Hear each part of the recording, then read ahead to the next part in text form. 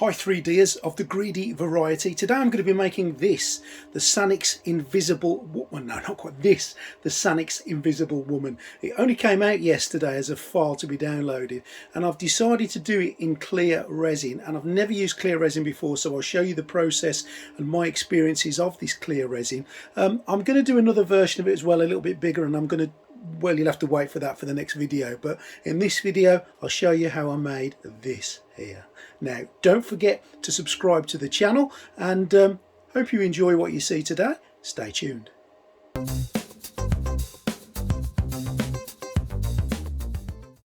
What a perfect print to test clear resin. It's the Sanix Invisible Woman. Only came out yesterday, and as part of the Patreon scheme, if you've joined it, you get this free, and it's the first, obviously, of the other characters for the Fantastic Four.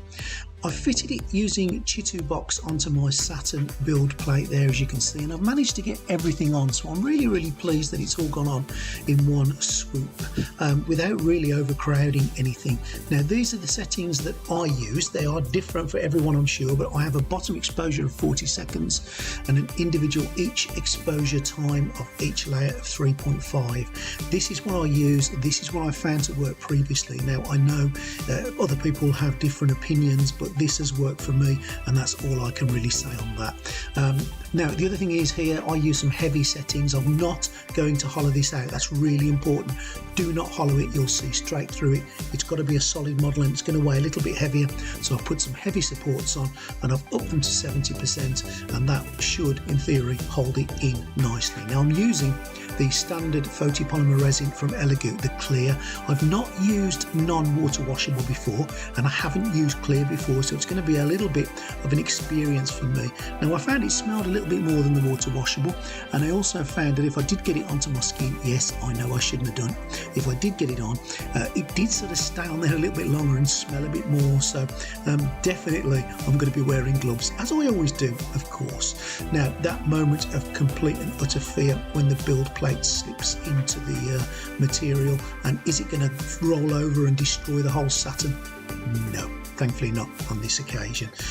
So it's ready for the printing process now. I've pressed the magic button. I'm going to pop the lid on just to protect it from any UV rays, and I'm going to come back to it. It took around about 9 hours to print, but I actually left it overnight just to drain, and that moment of trepidation when we take the lid off, all seems to be okay. Everything seems to have printed, so I'm happy with the settings that I've used, because at the end of the day, this is what it's about. I've had a result that's positive and a result that works. So over across to the getting it off the build plate. Now, I'm using the Big Tree Tech build plate here, the flex plate, and there is a review, one of my videos for that, and I've found it come off really easy, and it's just about to have its IPA bath. Remember, this isn't water washable, so it needs washing in IPA. And once I've done that, there they go. Now, I haven't cured it, and the reason I've not cured it is I'm going to spray it with a little bit of varnish first. That's what I've read on the internet will stop it yellowing, and I'm really pleased with the colour this has come out. The finer details are absolutely lovely. It's all come out in one piece.